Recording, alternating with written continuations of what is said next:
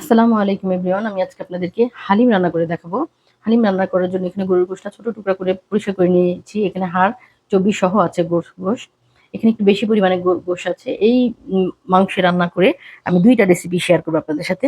এজন্য এই গোশটা আমি একটু বেশি করে নিয়েছি। আমি এখন গোশটা রান্না করার জন্য আ নিয়েছি এখানে পেঁয়াজ। এখানে ৪ টা বড় সাইজের পেঁয়াজ কুচি করে নিয়েছি। ১ টেবিল চামচ আদা বাটা, ১ টেবিল চামচ রসুন বাটা।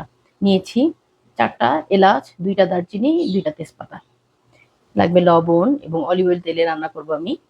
এখানে নিয়েছি আ হলুদের গুঁড়া ১ চামচ, ১.৫ চামচ কাশ্মীরি লাল মরিচের গুঁড়া, ১.৫ চামচ ধনিয়ার গুঁড়া, ১.৫ চামচ জিরার গুঁড়া, ১.৫ চামচ মিক্স মসলা, এখানে ১.৫ চামচ শাহি গরম মসলার গুঁড়া। এখানে সব ধরনের মসলা আছে। এখানে নিয়েছি একটা চিকেন কিউব। আর এখানে নিয়েছি 1/4 চামচের মতো আ জয়ফল, জয়ত্রী এবং শাহি জিরা গুঁড়া।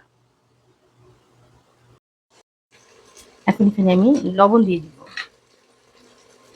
লবণ দিলে পেঁয়াজটা তাড়াতাড়ি একটু ভাজা হয়ে যায়। পরিমাণ মতো আপনারা লবণ দিবেন।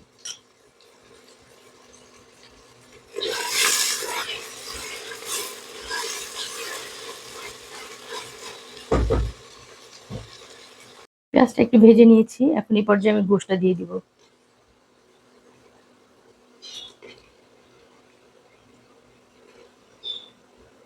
এখন এই পর্যায়ে মাংসটা আমার পেঁয়াজের সাথে রান্না হয়ে গেছে। মাংস থেকে অনেক পানি উঠেছে। এখন আমি সব মসলাগুলো দিয়ে দিব। মসলা দিয়ে এখন কিছুক্ষণ মসলার সাথে কষিয়ে নিব। গোশা থেকে যে পানিটা উঠেছে সেই পানির সাথে আমি মসলাটা একটু ভালো করে কষিয়ে নিব। এখানে মসলার সাথে মাংসটা আমি ভালো করে কষিয়ে নিয়েছি। একদম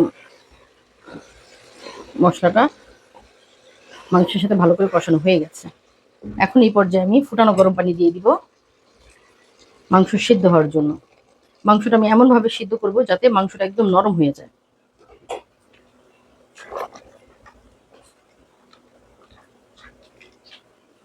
এখন প্রেসার কুকারে ঢাকনা লাগিয়ে আমি মাংসটা একদম সিদ্ধ হওয়া পর্যন্ত রান্না করে নিব। ফিরে আসছি মাংসটা সিদ্ধ হওয়ার পরে।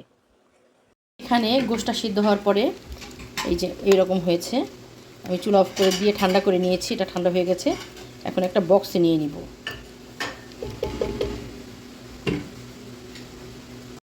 এখানে হালিম বানানোর জন্য আমি সব ডালগুলো নিয়ে নিয়েছি। এখানে সব ১ কাপ করে নিয়েছি। ১ কাপ মসুরির ডাল, ১ কাপ মাসকলাইর ডাল, ১ কাপ মুগ ডাল, ১ কাপ বুটের ডাল, ১ কাপ খেসারির ডাল, ১ কাপ নিয়েছি গম, ১ কাপ নিয়েছি পোলার চাল। এখন সবগুলো মিক্সড করে নিব এবং গ্রাইন্ডার জারে হালকা একটু গ্রাইন্ড করে ভেঙে নিব। যে হাঁড়িতে গোশটা রেখে রান্না করেছিলাম সেই হাঁড়ি থেকে গোশটা আলাদা করে এখানে পানি দিয়ে দিচ্ছি, ফুটানো গরম পানি। এখানে আমি এরকম গুঁড়া করে নিয়েছি ডালটা। এখানে আমি সব ডাল ব্যবহার করব না। ১ কাপ করে নিয়েছি। সেটা আমি গুঁড়া করে এখানে রেখে দিয়েছি। যখন আবার লাগবে তখন আবার এটা আমরা রান্না করতে পারবো। এভাবে আপনারা সেভ করে রাখতে পারবেন। আর এখানে মাংসটা আলাদা করে নিয়েছি একটা বাটিতে।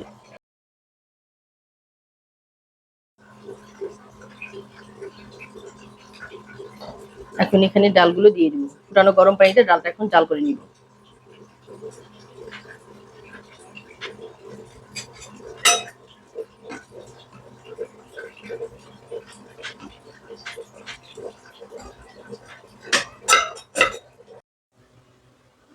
এখন মাংসটা দিয়ে দিব।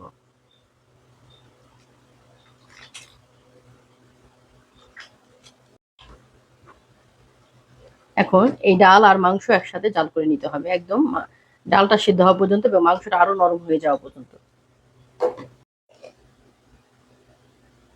এখন এখানে হালিমের মসলা দিয়ে দিব। এইটা আমার চ্যানেলে দেওয়া আছে। আপনারা আমার চ্যানেল থেকে দেখে নেবেন। হালিম মিক্স এবং হালিমের মসলা রেসিপি। এখানে এখন ১ চামচ লবণ দিয়ে দিব।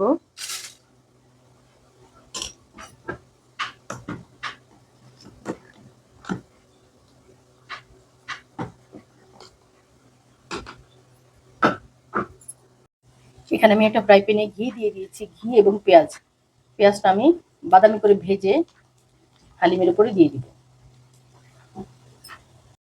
এখন এখানে ১ চামচ সরিষা দিয়ে দিব। 1 চামচের মতো সরিষা। এই সরিষাটা দাঁতে লাগলে হালিমের মধ্যে খুবই ভালো লাগে। রেস্টুরেন্টে যখন খাবেন দেখবেন দাঁতের মধ্যে হালিমের সরিষা লাগে। এই সরিষাটা এভাবে একটু আস্তই দিতে হয় ভাজার সময়।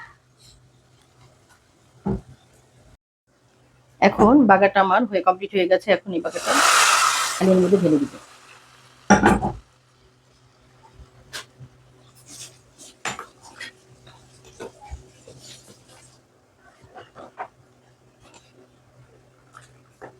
এখন প্রায় কমপ্লিট হয়ে গেছে আমার হালিম রেসিপিটা। আমি আপনাদেরকে সার্ভ করে দেখাচ্ছি।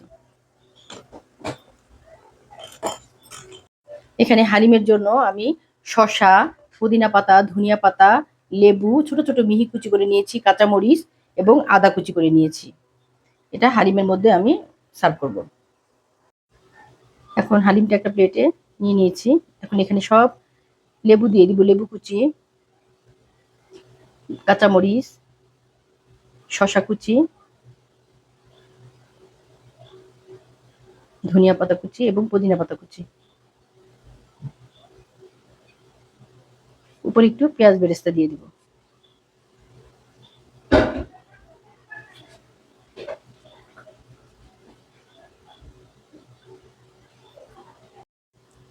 এখন উপরে একটু হালিমের মশলা দিয়ে দিব।